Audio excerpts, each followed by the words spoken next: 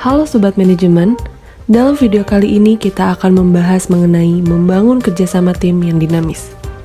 Dan mari kita simak sama-sama mengenai apa itu tim dinamis. Apabila berbicara tentang tim, maka ada tim yang dapat mencapai suatu prestasi yang tinggi, namun juga ada yang hanya bertahan beberapa hari saja. Untuk itu, maka diperlukan suatu usaha maksimal akan mampu berperan sebagai tim yang dinamis. Tim dinamis adalah tim yang memiliki kinerja yang sangat tinggi, tim yang dapat memanfaatkan segala energi yang ada dalam tim tersebut untuk menghasilkan sesuatu. Selanjutnya mengenai unsur-unsur yang dinamis. 1.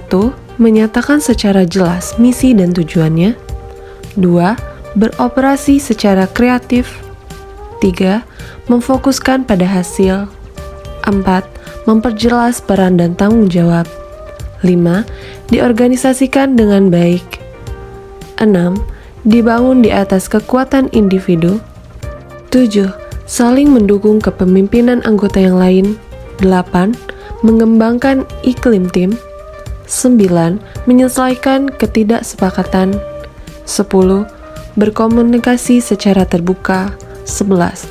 Membuat keputusan secara objektif. Dan terakhir, mengevaluasi efektivitasnya sendiri. Setelah kamu tahu mengenai unsur-unsur yang dinamis, mari kita sambung pada tahap perkembangan tim secara umum. Tahap pertama adalah forming, atau pencairan bentuk. Lalu kedua, storming, atau mencari jati diri tim.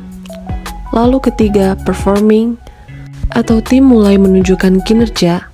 Lalu keempat, transforming, yaitu tim mulai terbiasa dengan budaya kerja baru. Dan apa kalian tahu, mewujudkan tim yang dinamis tidaklah mudah, tetapi merupakan rangkaian perkembangan setahap demi setahap. Tahapan tersebut dalam bahan ajar ini akan dijabarkan mengacu pada pendapat Richard Y. Chang yang dibuat dalam bukunya, yaitu Membangun Tim yang Dinamis. Adapun tahap perkembangan tersebut adalah sebagai berikut. 1. Menetapkan arah atau drive. Dalam tahap ini, tim harus memfokuskan pada misinya dan membuat garis besar strategi yang akan ditempuh serta menetapkan tujuan, prioritas, dan prosedur kerja serta peraturan bagi tim. Lalu bergerak atau strive. Dalam tahap ini, peran dan tanggung jawab anggota tim ditetapkan dengan jelas. Dalam tahap ini, beberapa kendala akan dihadapi dengan penuh bijaksana bersama dengan seluruh anggota tim, sehingga seluruh permasalahan dapat dihadapi dengan arif dan bijaksana. Pada poin selanjutnya, mempercepat gerak atau thrive.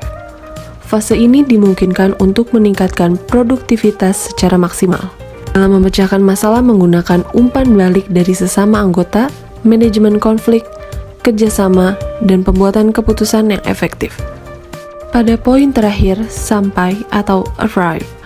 Dengan kerjasama tim yang kompak, tim akan mencapai puncak dengan mengatasi semua kendala-kendala yang ada, yang pada akhirnya mencapai prestasi yang luar biasa.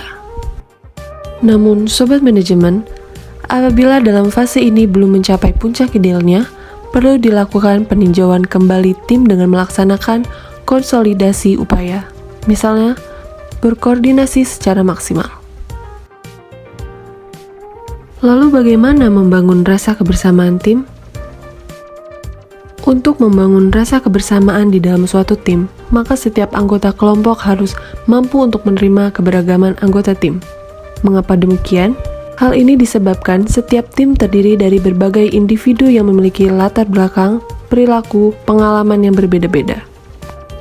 Tim akan efektif apabila dibangun berdasarkan kebersamaan, tidak memandang pangkat, suku dan golongan, menunjukkan rasa saling percaya, saling menghargai, dan dilandasi oleh keterbukaan. Dan oleh karena itu, anggota suatu tim hendaknya memiliki karakteristik yang berorientasi pada opini, persamaan, serta tujuan. Adapun penjabaran karakteristik anggota tim yang berorientasi pada opini, persamaan, dan tujuan, yang masing-masing kita akan bahas satu persatu. Berorientasi pada opini. 1. Berlawanan dengan orang yang bersifat dogmatis akan mengarahkan pada tindakan tidak mengutuk orang lain. 2. Memperkenalkan gagasannya tanpa mengusulkan atau bahkan mengisyaratkan agar orang lain memberi posisi istimewa pada gagasannya. Ketiga, saling meminta ide dari anggota kelompok yang lain, bukan berorientasi pada gagasan perorangan. Lalu 4, tidak hanya memfokuskan pada idenya sendiri, tetapi menginvestigasi pendapat orang lain. Lalu selanjutnya mengenai berorientasi pada persamaan. Pada poin 1, anggota tim yang berorientasi pada persamaan melihat keragaman sebagai suatu keunggulan. Perbedaan yang dimiliki dapat dipakai untuk mengecek setiap sisi, sudut, puncak, dan dasar suatu masalah. Yang kedua, mengandalkan semua anggota. Dan yang terakhir, kepercayaan kepada anggota tim meningkatkan produktivitas. Yang terakhir mengenai berorientasi pada tujuan. 1. Tim yang terdiri dari anggota yang berorientasi pada tujuan, kecil kemungkinan akan timbul konflik di dalamnya yang disebabkan oleh keunikan masing-masing kelompok. 2. Keseluruhan anggota tim berorientasi pada tujuan yang sama. 3. Anggota tim mengakui bahwa masing-masing anggota memiliki tujuan dan kemungkinan tujuan tersebut bertentangan dengan tujuan tim. Dan 4. Keunikan anggota tim yang muncul segera dapat diatasi, tidak dibiarkan melahirkan masalah baru. Jadi sobat manajemen, seperti itulah gambaran mengenai tim yang dinamis. Thank you for watching and see you on next video.